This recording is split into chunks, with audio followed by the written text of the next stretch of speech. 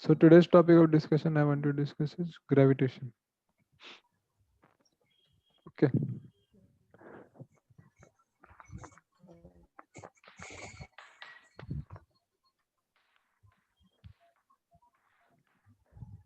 So the first thing in gravitation we study is the Newton's law of gravitation between 2 point masses m1 m2. So there is a gravitational force which is pulling the masses towards each other, whose magnitude we know as g m1 m2 by r square, where r is this distance. Okay. So there is the law of gravitation which Isaac Newton gave. सबको पता है ये? हाँ sir. सबने सुना है कभी कभी? Okay. So this is the law of gravitation. So this force is attractive and this force acts along the line which joins the two centers. ठीक है? So value of this G gravitational constant is 6.67 into 10 raised to minus 11 Newton meter square plus kg square. minus 11 नहीं होता है ना? हाँ. Yeah. So ये G का value हो गया. Okay. So ठीक है, ये सब तो पता है आप लोगों को. इस चीज का वेक्टर फॉर्म में भी लिख सकते हैं, तो लिखने की जरूरत नहीं है. Okay. So now suppose we have more than one forces. Suppose this is one mass m1, there is one other mass m2, and there is third mass m3. ठीक है? And you want to find out the net force on the second mass. इस पे आपको net force निकालना है. तो कैसे निकालेंगे? So we can write force on mass 2.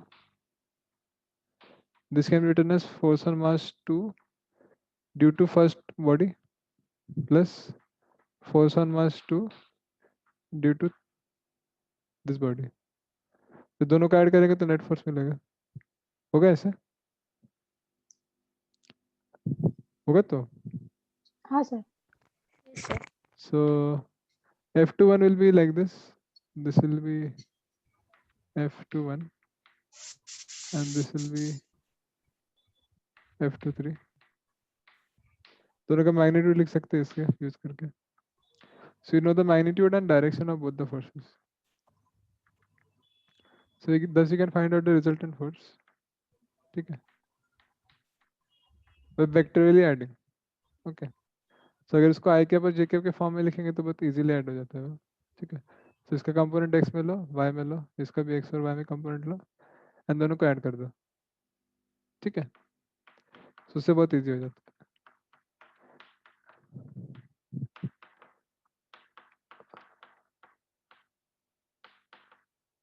ठीक है? 3x I cap plus 3y. So if you take the x and y components, तो दोनों को सिंपली ऐड करेंगे तो x कंपोनेंट और y कंपोनेंट ऐड हो जाएगा. तो इससे आपका प्रॉब्लम काफी आसान होता है. ठीक है? सो ये हो गया हमारा फोर्स ऑन मल्टीपल. जब बॉडीज होते तो फोर्स कैसे निकालते हैं. ठीक है? Now next small topic is the topic of gravitational field.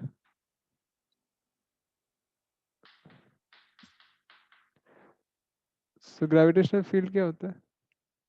Basically this is gravitational force per unit mass. So gravitational field हो जाता है. That means what? Like if you have a mass like this, suppose a mass capital है. ठीक है? So as soon as you place a mass here, this mass produces a field which is called a gravitational field. इसके around एक field आता है. We call it an invisible field. वो कुछ ऐसे होता है. ठीक है? So जैसे हमने कोई मास को इंट्रोड्यूस किया कहीं पे भी, So this mass produces a gravitational field around itself. ठीक है? So as soon as you place another mass here, एक suppose smaller mass बहुत दूर place किया आपने, so this mass experiences a gravitational force towards this capital, right? But actually इन दोनों के बीच में कोई connection नहीं है, बस space है बीच में. But just because the this mass produces a gravitational field around itself, so ये mass और field interact करता है, and that's how this small mass gets attracted to bigger mass.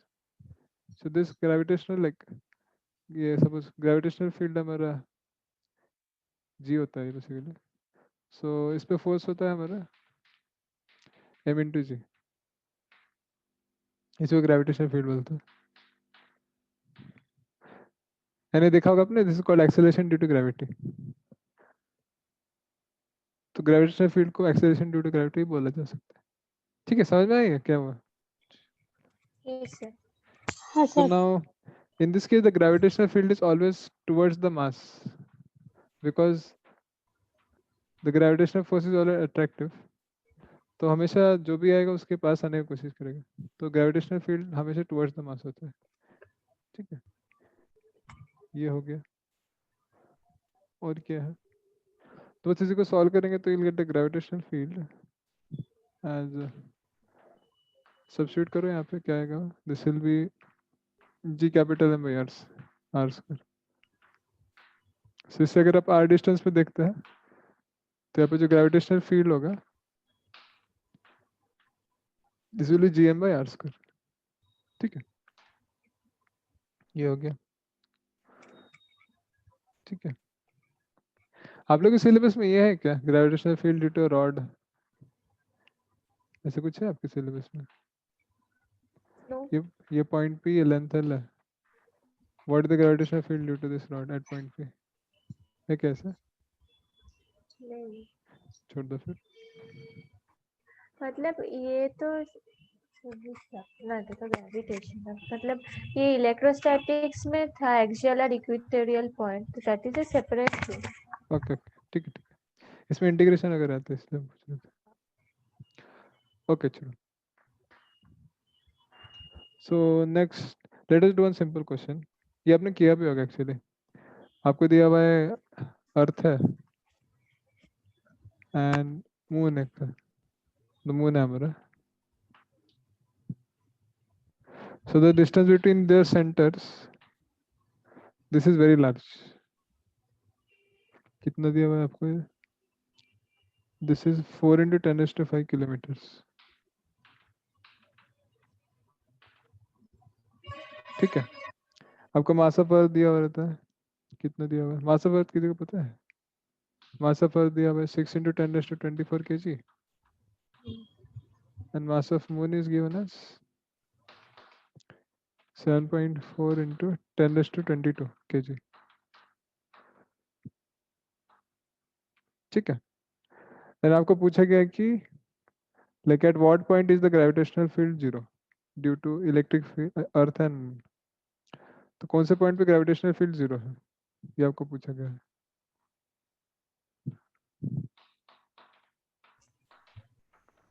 What is the mass of the moon? 7.4 × 10⁻22 kg. Okay, try कीजिए. So let us solve this simple. So क्या दिया हुआ? You have to find a point where the gravitational field is zero. So gravitational field due to earth will be towards the earth and gravitational field due to moon will be towards the moon. Okay. So if this distance is x, so ये distance भी आप निकाल सकते हो. This will be like 4 × 10⁵ minus x. ठीक है, so gravitational field due to earth इसका magnitude कितना होगा? This will be g into mass of earth by distance of point to earth इसका square is equal to g into mass of moon into ये distance का square 4 × 10⁵ minus x whole square. So in this you'll get the answer. इतना आएगा. So at this distance the gravitational field due to both of them is 0. तो दोनों का सम 0 आ जाएगा. ठीक है, क्लियर है तो सबको? Yes, sir. हाँ सर। ओके, अभी आता है next gravitational lines of force. So जो ग्रेविटेशनल फील्ड है हमारा, this can be like, suppose एक पॉइंट मास लिया हमने, सो उसका ग्रेविटेशनल फील्ड कैसे आता है ऐसे.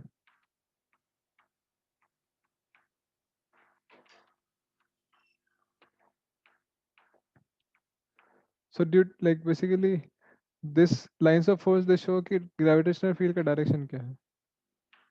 Okay, now if you have two masses, अगर दो मासेस है,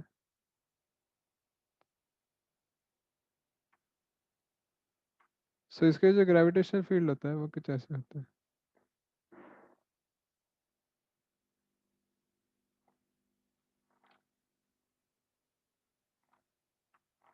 ऐसे होता है.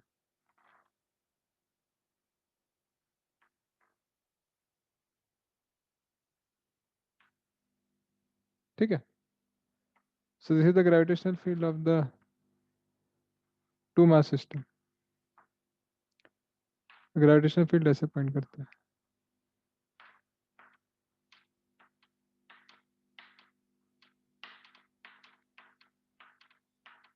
ठीक है, सो बेसिकली यहाँ पे आप देखेंगे, if you see in this region the density of gravitational field is more, density of like field lines is more.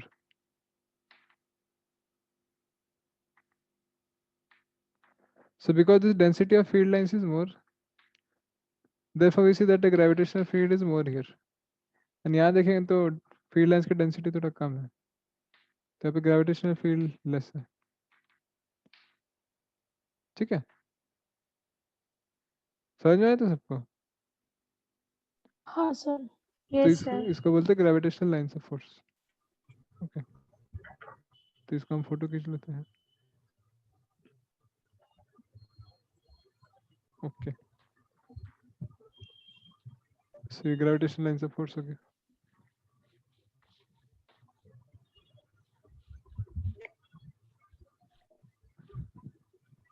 और क्या क्या था आपके टॉपिक में? ठीक है, ग्रेविटेशनल फील्ड और अर्थ सरफेस कितना होता है?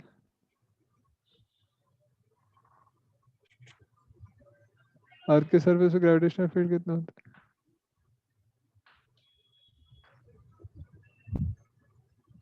पता है किसी को? 9.8 or 10. So this is the gravitational field on the surface of Earth. This is g mass of Earth by radius of Earth square. इसको सॉल्व करेंगे तो आपको ये आएगा वैल्यू. Hmm. ठीक है, now we fit a gravitational field at a height h. कुछ ऐसे हाइट पे ग्रेविटेशनल फील्ड होता है.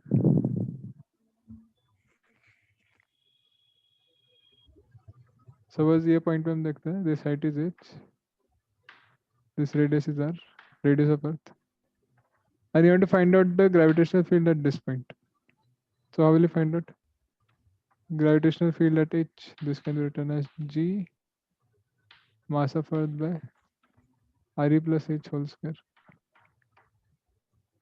Okay, so if this h is small, तो आप इसको बाहर ले सकते हैं. This can be written as g me by नहीं, r को बाहर ले सकते हैं, r e square into 1 plus h by r e whole square.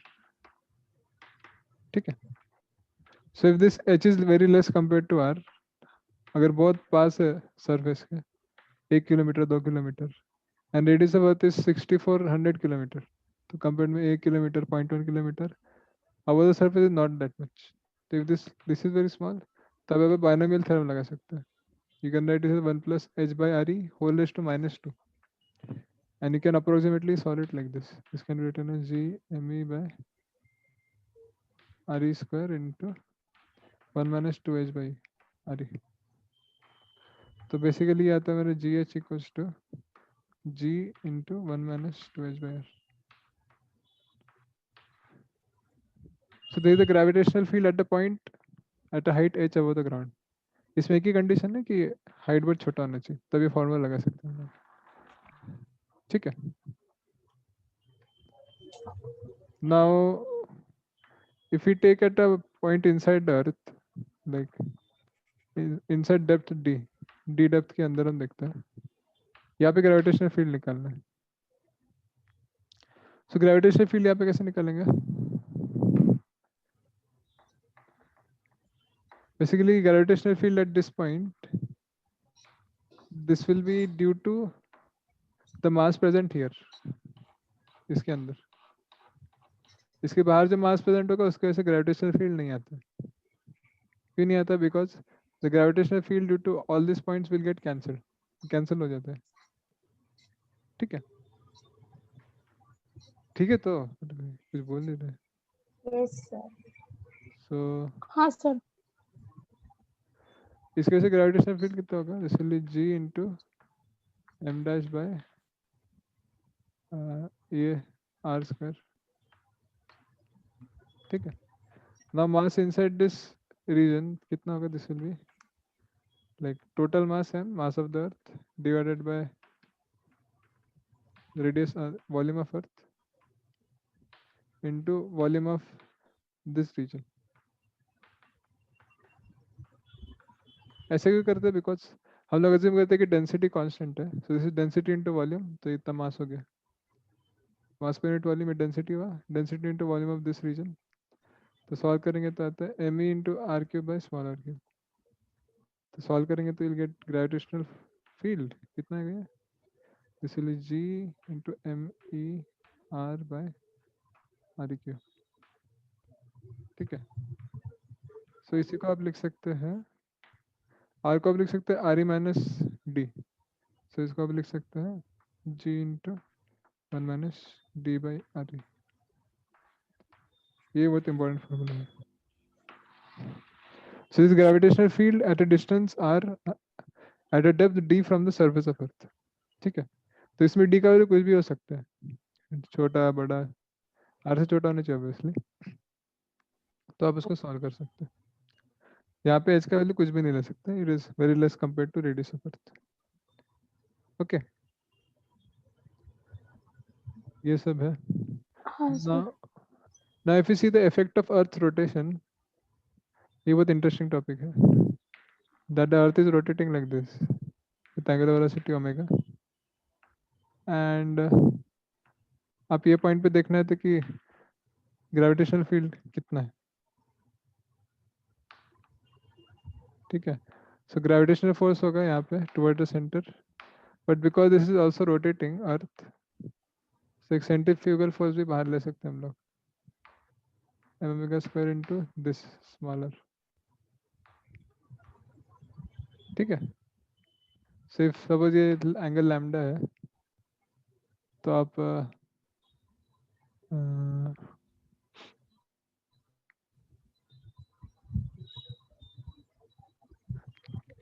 So now you want to find out कि ग्रेविटेशनल फील्ड कितना है।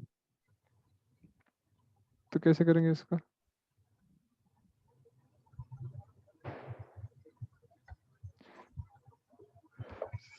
तो बेसिकली आपको निकालना पड़ेगा कि अच्छा नॉर्मल रिएक्शन मिलेगा। सो लॉन्ग दिस डायरेक्शन कितना फोर्स आ रहा है। ठीक है,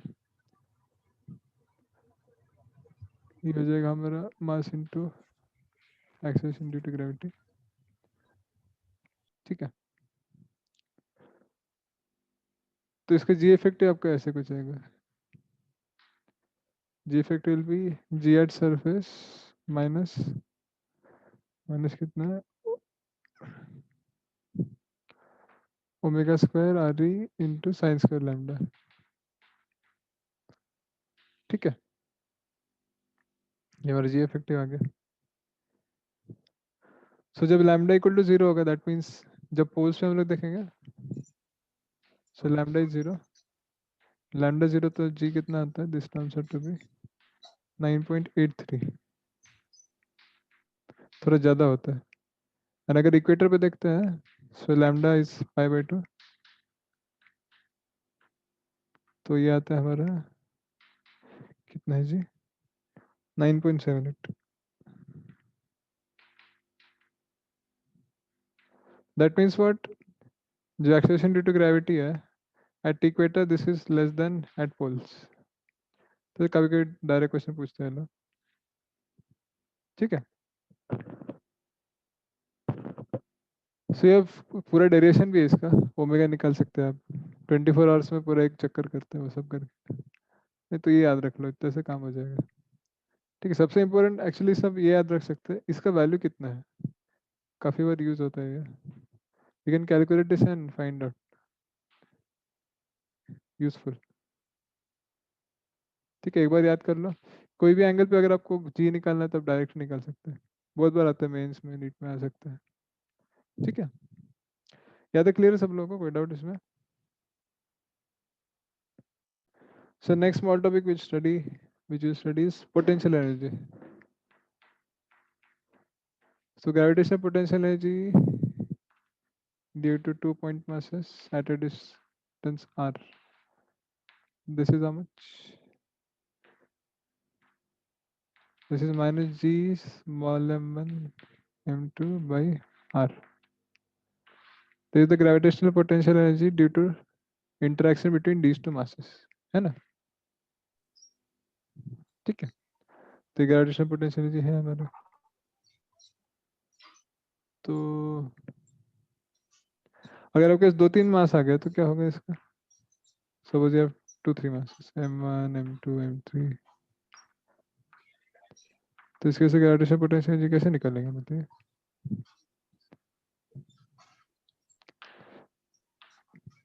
सो बेसिकली आपको निकालना है यू। सर आपका साउंड नहीं आ रहा है। साउंड नहीं है, क्या बोल रहे हैं,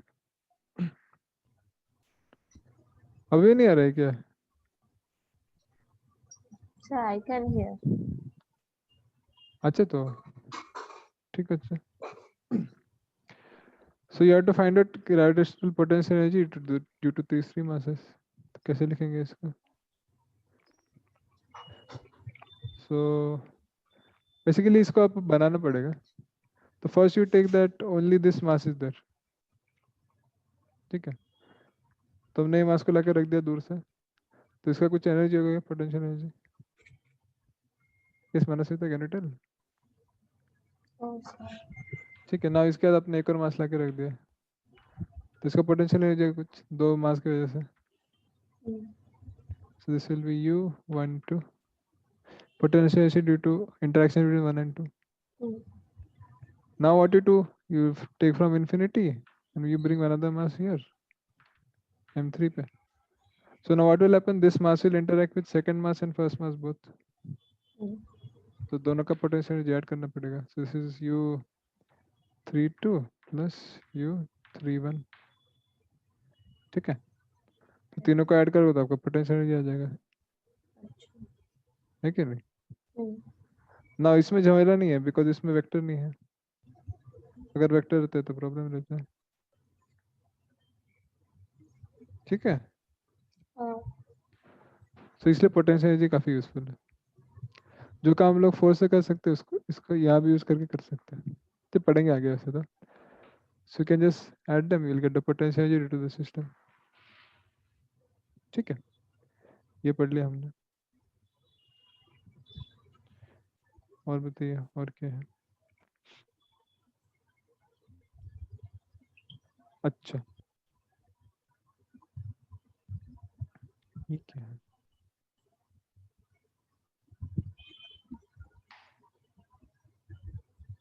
ठीक है। सो आपको ये रिलेशन पता है क्या, relation between potential energy and force,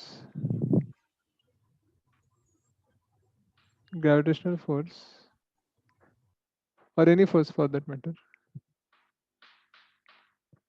this can be written as, if it is a conservative force तो उसको ऐसे लिख सकते हैं, del by del x into I cap minus del by del x into के cap, del by del into J cap minus del u by del z into के cap. ना बोलेंगे डेल कहाँ से पढ़ा दिया सर, ये तो है नहीं। तो del is differentiation of potential energy with respect to X partial derivative. या पार्शियल डेरिवेटिव्स। ठीक है, सो आपको यू दिया हुआ है 2x cube plus 3x square और 3y स्क्वायर प्लस z। तो इसकी वजह से फोर्स कितना होगा, this can be written as minus 6x square into I cap minus 6y into J cap minus K cap. ठीक है, तो बहुत बार आपको पोटेंशियल एनर्जी दे देगा, फोर्स पूछेगा, तो ऐसे कर सकते हैं इसको। ठीक है, समझ में आ गया तो ओके। एंड सिमिलरली ये तो हमारा पोटेंशियल एनर्जी से फोर्स हो गया, अगर फोर्स से पोटेंशियल एनर्जी निकालना है तो कैसे निकालेंगे इसको? पार्शियल इसको लिख सकते हैं integral F dot D R minus. ठीक है, सो इसमें डी आर क्या होगा, this will be D X into I cap plus D Y into J cap plus D Z into के कैप। तो इसका डॉट प्रोडक्ट लेंगे तो आपका आंसर आएगा, उसको इंटीग्रेट करना पड़ेगा। तो एक्स के साथ वाई के साथ जेड के साथ वो अपने आप हो जाएगा, इसके साथ ये जगह F x into d x का integration F y into d y का integration, solving this will get the answer. ठीक है,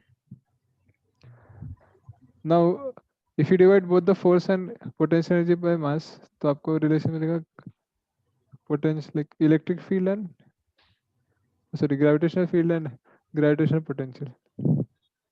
ठीक है, तो इसे भी लिख सकते हैं आप potential equals to minus integral g dot D are. ठीक है, क्लियर है मनोज? Yes sir. बस इतना ही है।